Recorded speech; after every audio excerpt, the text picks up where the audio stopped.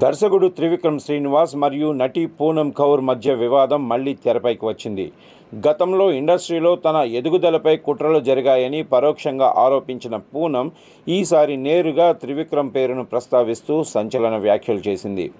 ఇది సోషల్ మీడియాలో హాట్ టాపిక్గా మారింది. తాజాగా ఆమె పోస్ట్ చేసిన మెసేజ్లో, నేను త్రివిక్రమ్ శ్రీనివాస్ మీద ఫిర్యాదు చేశాను.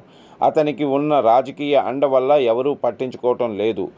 కానీ నేను ఉమెన్స్ టీంతో మాట్లాడాను అని స్పష్టంగా పేర్కొంది. ఈ వ్యాఖ్యలు వైరల్గా మారిన నేపథ్యంలో పూనమ్ కౌర్ వ్యాఖ్యలు పరిశ్రమలో కలకలం సృష్టించాయి.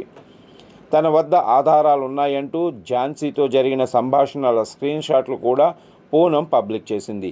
ఈ స్క్రీన్ షాట్లు చూసిన నెటిజన్లు మద్దతుగా నిలుస్తున్నారు. గతంలో జరిగిన ఆరోపణలతో పోలిస్తే ఈసారి ఆమె ఆరోపణలు మరింత స్పష్టంగా ఉన్నాయి. త్రివిక్రమ్ తనను వాడుకున్నాడని, తన భవిష్యత్తును పాడు చేశాడని ఆమె ఆరోపిస్తుంది. తెలుగు సినీ పరిశ్రమలో ఈ కేసును విచారించేందుకు ఒక ప్రత్యేక కమిటీ ఏర్పడే అవకాశం ఉంది. జానీ మాస్టర్ వివాదం తరహాలో దీనికి విచారణ జరగొచ్చు. పూనమ్ ఆధారాలు సమర్పిస్తే అధికారికంగా విచారణ ప్రారంభమయ్యే అవకాశం ఉంది. ఈ కేసు ఏ దిశగా సాగుతుందో చూడాలి.